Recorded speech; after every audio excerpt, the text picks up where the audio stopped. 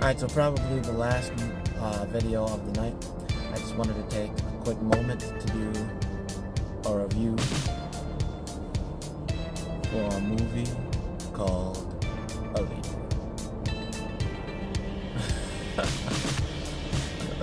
Anyway, so the movie that we're reviewing is Alita Battle Angel. And before I get into it, I actually want to say the purpose of this review is not to determine if you should or should not go see this movie. You should go see this movie. You should go see every movie that you look at reviews for. Well, more or less what I'm trying to say is you should formulate your own opinions and your own desires and all that. And you should learn to discern or learn to exercise your own discernment and your own abilities to assess quality for story, production, etc., etc. Don't be looking towards other people to make your decision for you if you should see this movie or if this movie is good or bad. Alright, so that's not the purpose of this review. The purpose of this review is just to assess from my viewpoint the quality and my own personal enjoyment of this movie. Alright, so now that that's all out of the way, and we're already a minute and a half in, Alita Battle Angel is basically a story about this young woman who was found by a doctor, and takes place in like the dystopian future. Anyway, so this young woman is found, or part of her body is found by this doctor, and he takes her into his home, as basically his adoptive or surrogate daughter. Her memory is gone, and basically she is trying to recover her memories, and she's experiencing the world for what seems like the first time through the eyes of childlike innocence. And that's the premise of the story, and there's a shadowy, evil figure in the background pulling strings. Typical sci-fi action animated. So, that's pretty much the story. Now, there's a lot of talk about this movie of female empowerment, and go see it.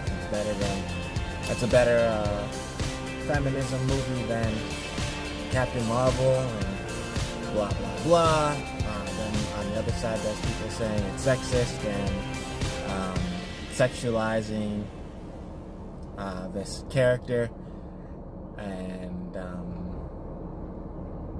basically bump all that noise. All that stuff is stupid BS. And you don't even hear the people that's talking about it sexualizing her talk about her young boyfriend, or who has a superfluous shirtless scene. You don't see them coming to his defense. But anyways, so this movie, from what as far as quality goes, I'm sorry for the stammering, I'm gonna try and keep it real quick. As far as quality goes, it's a very standard run-of-the-mill movie that we've seen 1,000 times. Story-wise, it's very generic, very basic. People that are telling you that it's revolutionary are lying to you. But that said, being generic and basic is not a bad thing if you do it well. It's just average run-of-the-mill movie, so that's fine. It's middle of the road. Its strongest asset, I guess you could say, are the visuals. Now, it definitely does not look real. It doesn't even come close to the uncanny valley or whatever. So, but it does look appealing, and it is visually attractive and a spectacle and all this, that, and the other.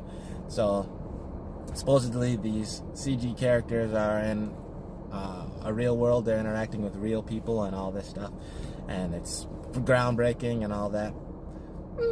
I'm not personally impressed, and I don't really see it as revolutionary, groundbreaking, or anything technologically, but its biggest strength is definitely its visuals and I guess the action for the visuals. The story, like I said, is generic. That doesn't really offer anything new or exciting. The way it's told is pretty generic. Run-of-the-mill. This person is the last of their kind. They are the chosen one, and they are exceptionally strong and skilled, and have to even to the point where the person is like they don't have their memory. It's all stuff we've seen before. What was I gonna say? It reminded me a lot of like some 90s cartoons and video games. So the fact that it's CG paired with some of the very we'll say generic or cliche tropes of video games and cartoons definitely made me think of a video game or a 90s cartoon. It made me think of Mega Man, made me think of Sonic, and there's literally a scene where she's fighting a goon where he jumps down into a sewer basically, and he's like, "Now you come to my world." It's a line straight out of a video game. So you go from one level of the video game to fight in another level of the video game. And I was like, this is straight up side-scroller, 90s video game, whatever.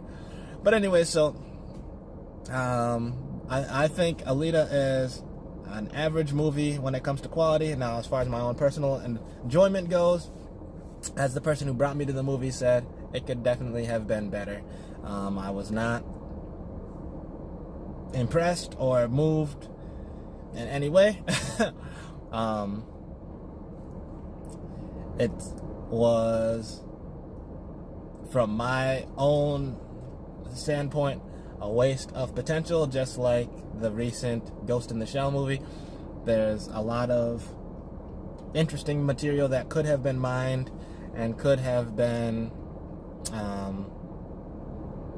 shown and developed, but it opted to go for a more traditional, tried and true route, which is fine. But in either case, these movies that are we'll say struggling to get an audience, I think they should have went out with a bang. Went out in a blaze of glory. And neither movie is bad and neither movie is good. They're both just middling, basically. Alright, so that's my Alita Battle Angel review. All over the place and scatterbrained like always. Hopefully it was somewhat entertaining or informative. Hopefully you could hear me over the ambient noise in my car, the vents and all that. And hopefully this encourages you to step out on your own and go explore for yourself without having to depend on other people's opinion, I guess, for a lack of better word. Alright, sorry for the crappy review. Sorry for the crappy video. It is what it is. Like, comment, subscribe, and talk to me in the comment section. Someone other than my sisters or someone that I know personally. I mean, you can all talk to me also. But, alright, I'm stammering. So, that's it. Bye.